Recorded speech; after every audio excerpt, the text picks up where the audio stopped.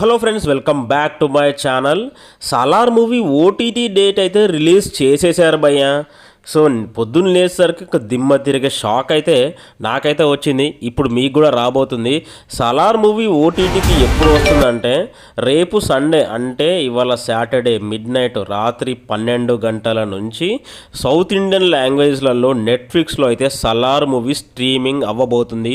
తెలుగు, కన్నడ, మలయాళం, తమిళ్ లాంగ్వేజ్లో అయితే సాలార్ మూవీ ఇవాళ రాత్రి 12 గంటల నుంచి అయితే ఓటీటీలోకి రాబోతుంది భయ్య.